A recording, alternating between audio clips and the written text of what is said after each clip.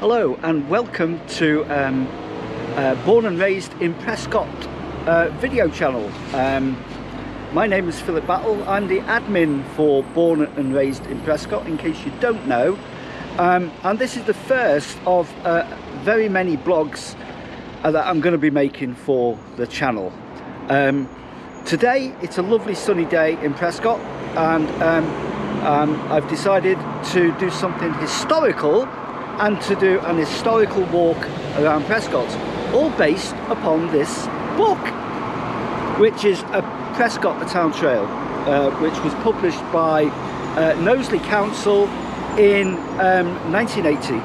And so what we're going to do is we're going to have a look and use this book as a guide, and we're going to go around Prescott and see how things have changed and how things have stayed the same. Prescott's going through a very exciting time.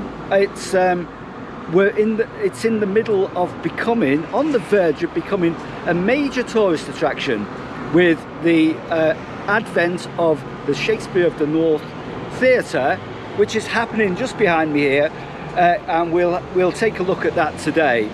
This is the first part of this historic walk. In this book there are actually two walks.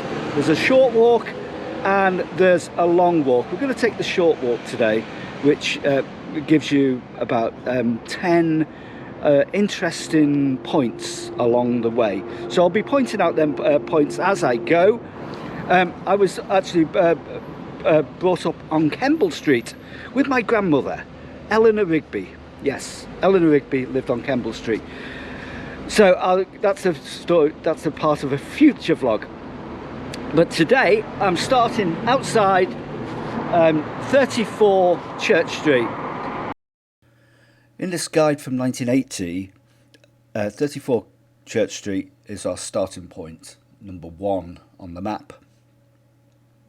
As we can see, it's on the corner of Church Street and High Street, and it's perfectly proportioned Georgian building. I'd say probably mid to late 1700s.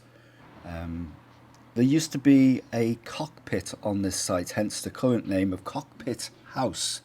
In the 16th century, cockfighting was a big thing. Thankfully not today.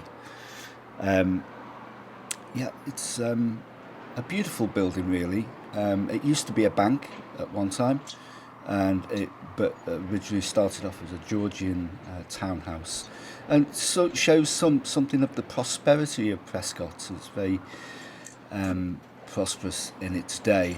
In 1980 it was described as the Prescott Museum, although the Prescott Museum didn't actually open till 1981. In the guide it describes the Church Street facade as noteworthy for its careful layout of windows and central doorway crowned by a pediment. On the High Street side you may notice these blocked up windows, which was a very common practice in the late Georgian period in order to avoid paying window tax. Today Cockpit House is used as a storage room and rehearsal facility for the Mate production company, theatre production company, doing outdoor shows at community events, and also they're involved with running the new bistro, which is in Marketplace at the moment. Just over the road from Cockpit House is number 2 in our destination on the walk, known as in 1980 the Masonic Hall, number 3 High Street. This was the home of Nicholas Fazakerly, who died in 1767. He was a lawyer and politician who sat in the House of Commons between 1732 and 1767. Fazakerly Street was named after him. It's now known as the High Street. Many Prescotians will remember this building famously as a family dentist, which it still is today. And I know we were all terrified as children when we used to have to walk past this house. Short walk down from Fazakerly House brings us to number 2 Derby Street. This is described as a unique example of a purpose-built Georgian solicitor's office. The firm of Henry Cross and Sons still carry out business on the site to this day, and W.A. Cross, the originator, was the last steward of the Prescot Court Leet in the 1930s. Prescot Court Leet was a form of government that was unique to Prescot, and even up to modern times, Prescotians enjoyed the rights denied to those outside the town. In medieval period, Prescot was famous as a sanctuary for criminals, and there's a tale of a murderer from Cheshire who sought sanctuary in Prescot, but was haunted by the ghosts of his headless victims.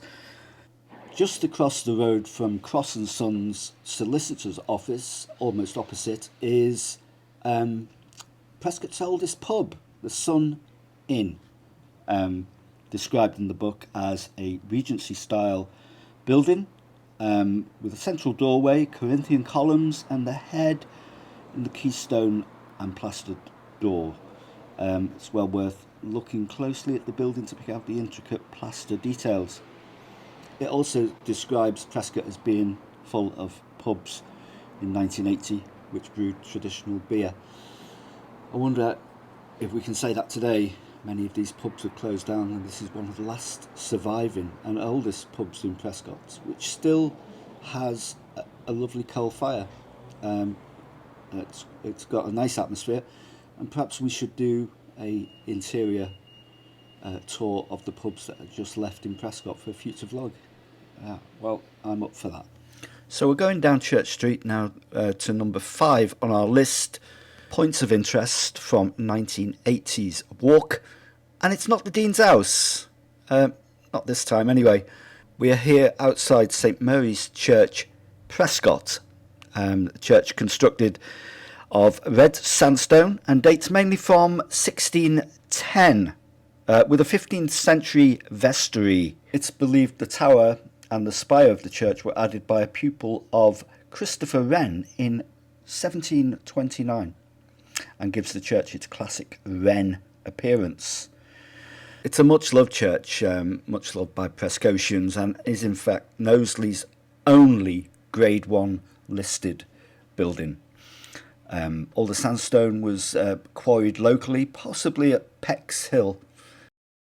And in the 18th century, the tower was used as a navigation aid on the River Mersey. In 1974, this area was redeveloped, and these gravestones were cut up and turned into flagstones, which is still a bone of contention today because they were considered sacred, obviously. Prescot War Memorial, which stood at the front of the church, was moved to the back of the church, and we'll see that later. And even today, this decision is considered to be historic town council vandalism. Adjacent to church, and reference point 6 on our walk, is Vicarage Place. This is described as an attractive Georgian street shaded by trees, and the informal arrangement of building is in pleasant contrast to the formal squares and terraces of many Georgian towns. The buildings are of different ages and styles, and in 1977 numbers 4 and 6 were rescued from demolition, together with the reconstruction of number 8, Vicarage Place, and this was done in the 1970s under the Jobs Creation Scheme for unemployed men. So they did a lot of that work then, and also it was resurfaced with cobbles around about that period. Of all the streets in Prescot, this still retains some of the old charm of Prescot. It's got a timeless quality about it, and it's just as I remember it as a child. It hasn't changed that much. Above the doorway to 8 Vicarage Place is a tablet bearing the coat of arms of Prescot, and it used to be on the old town hall, which was built in 1755 and which formerly stood in Marketplace. At the bottom of Vicarage Place, we come to a reference point 7 in our walk, Our Lady Immaculate and St Joseph's Roman Catholic Church. A very attractive Victorian church with a Gothic style. It's built of red sandstone in 1856 by J.A. hansom, no less. Yes, who invented the hansom cab? This church is an effective stop to the street and is the last building on the street. This is one of Prescot's much-loved churches. It's often overlooked with regards to churches because it's in the shadow of St Mary's Church, the more showy one at the back, but it is a lovely little church. Our walk now follows the wood, a winding medieval passageway, which is still important pedestrian access to the town today. The wood is bounded by ancient high sandstone walls and will lead us to our reference point number 8 in the walk, which is the southern medieval town boundary. There's an interesting record from 1592 concerning a vicar who was fined 6 shillings and 8 pence for cutting down trees in the wood for the purpose of filling in coal pits. Historically, it was always felt to be unsafe to be walking this part of Prescot late at night for fear of muggings and attacks, which there are stories of that happening around Prescot. We as kids used to love running down it and shouting our heads off. I also remember there was an orchard on one side of these walls and we used to climb over and scrump for apples. We're coming to the end of the passageway now, which will lead us into our next reference point, which is the priest's coat and holy well. Now we've just turned left into Prescot Cemetery. This cemetery was consecrated, this is the new part of the cemetery, and this was consecrated in the 1920s. Behind this sign we can see what has now become known as the Prescot Folly. Now I'm going to show you how this looked in 1800. Now this is a watercolour painting by an unknown artist made in around about 1800. The folly that we just talked about can be seen in the left hand side of the picture that looks like a little castle. That castle has obviously disappeared. The new cemetery was basically a farmer's field back then, as can be seen in the foreground of this painting. And you can see in the middle of the picture is St Mary's Church and the vicarage in the foreground. So what do we know about this folly? Well, it obviously looks older than it actually is. It was actually built in the 18th century to represent what we think is an old Anglo-Saxon ruin that was in the grounds of the woods at the back here. And it was supposed to presumably represent the old priest's coat, a priest dwelling that is presumably to give Prescot its name. And there is evidence that an Anglo-Saxon ruin was discovered within the vicarage grounds. We can see the new cemetery on the right here as we make our way down this pathway, which actually forms the southern end of the town's boundary walk. Now this is where it becomes a bit woolly, because the guide from 1980 says that the priest's coat and holy well was an ancient enclosure surrounded by a high sandstone wall, which is around this area here, which I'm not quite sure where that is. I've never discovered it yet. These gardens, by the way, the cemetery is now looked after by the Friends of Prescot, and after decades of neglect, they've done a marvellous job at actually restoring features of the churchyard and adding new features like this BICC war memorial that originally stood on Station Road at the head offices of the BICC, this plaque. So we make our way up the lovely tree-lined walk of the cemetery towards St Mary's Church now, and taking some of the gravestones. Obviously it's changed over the years, but it's been much improved because the Friends have actually a voluntary group that have actually taken over the management of this place and made it a more safer and lovely place to come and visit on a day like this. So we're making our way towards the end of the walk now. We're coming up to the church, St Mary's Church in front of us. I think it's time to enjoy the the churchyard. A lovely day like this. If you've enjoyed this video, by the way, please feel free to subscribe to Born and Raised in Prescott. You can find our Facebook group and page online if you search for Born and Raised in Prescott. And don't forget to give a video a like and tell us what you think. And if you want to see more of these type of videos, I'd only be too happy to oblige. Tell me what kind of videos you'd like to see on Prescott. If you'd like to be involved in a video and a walk around Prescott, then also you can message me via our Facebook links and YouTube channel. Yeah. The war memorial's looking glorious today, and you can see in the background is the red crane Toby, which is currently building the Shakespeare of the North. So I'm going to end this this particular tour here at the back of St Mary's Church by the war memorial. Apparently the very first war memorial to be erected in Britain in 1916, and it's not its original position. It was on Church Street originally, but it's here now. Before I go, I'm going to give you a little detour and to show you the progress of the Shakespeare North Theatre, which I think you can just see the crane behind my head.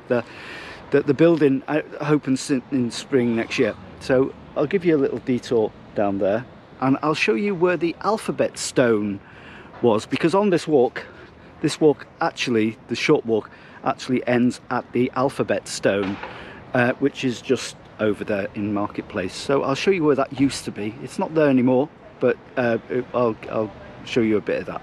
So just follow me. So as I go down the steps here towards Marketplace, just step down here. This has all been redeveloped quite recently, really. This is where the old toilet block used to be. It's now a bistro. But approximately on the spot was the alphabet stone, which stood here and formed part of the old Prescott Town Hall, which used to be on this site, used to occupy this site.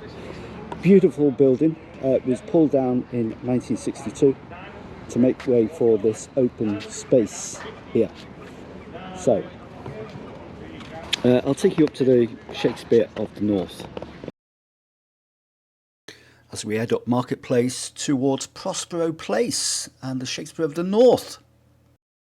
Here I am outside the new Shakespeare Theatre of the North, and I'm sure you'll agree it's coming on like a dream. It's due to open next spring, and they've started getting the glass in now. They're doing a fantastic job of what was basically a car park, and in opposite the church, and it's great. It's looking really good. So I hope you've enjoyed this walk. I hope you've enjoyed the vlog. It's the first of many vlogs about Prescott I'll be doing, and hopefully including some local people in that process of storytelling about Prescott. So join us again on the Born and Raised in Prescott webpage, and I'll see you soon. Okay, thanks a lot. Bye.